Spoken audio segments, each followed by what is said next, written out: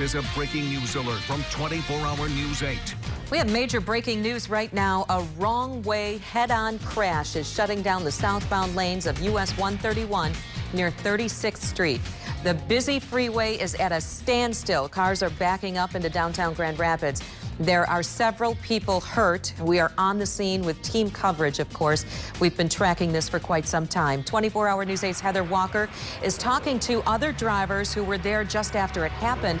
But we begin today with 24-Hour News 8 Steve Kelso, who has the information on how this horrible wreck happened and when it will be cleaned up. Steve?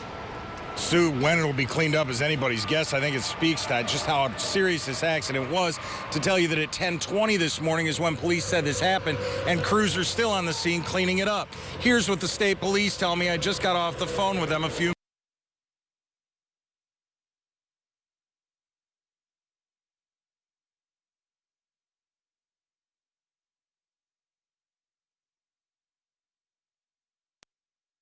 headed the wrong direction. It didn't take long, less than a mile or so, before it met with that black SUV.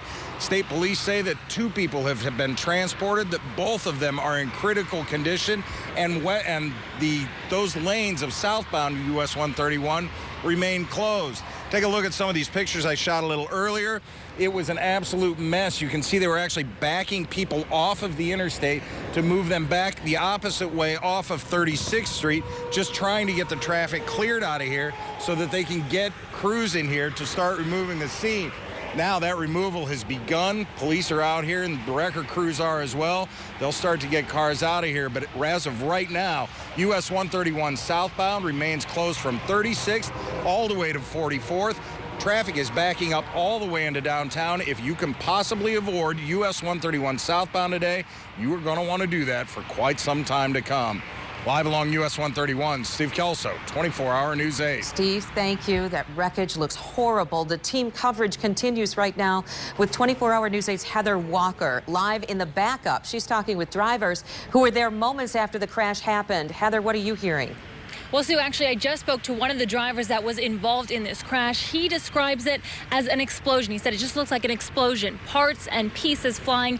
The next thing he knows, fire, flames coming out of 2 of the cars. Now, this was really a hands-on help here on the scene. People actually that arrived here had fire extinguishers. I'm going to get out of the way so you can take a look. This scene is actually still getting cleaned up. I spoke to that man right there in that orange shirt. That's the 3rd car involved in this crash.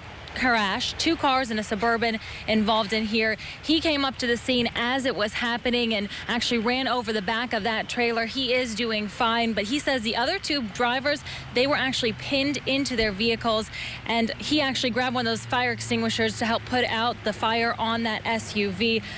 Lots of people helping out here before emergency crews arrived on scene. He is, as you can see, doing fine, but we're told that it was very heavy traffic at this time, and it was actually slightly raining. So unclear again why that driver was driving the wrong way, but this is still getting cleaned up here on 131 southbound. Sue? Hey, we'll continue to track it. Heather, thank you. We'll keep in touch for any updates on this. This is at least the 3rd wrong-way freeway crash in the past few months. Back in July, a fiery wrong-way crash killed 52-year-old William Foster on I-96 in Ottawa County. Police say Heather Luke caused the crash after making a U-turn onto the wrong way. Police think Luke caused the crash on purpose. Back in April, Jared Ford of Plainwell and Jeremy Smeltzer of Portage were killed when Smeltzer drove the wrong way on US 131 near D Avenue, slamming into Ford's Mustang. Moments after the crash, both cars caught fire.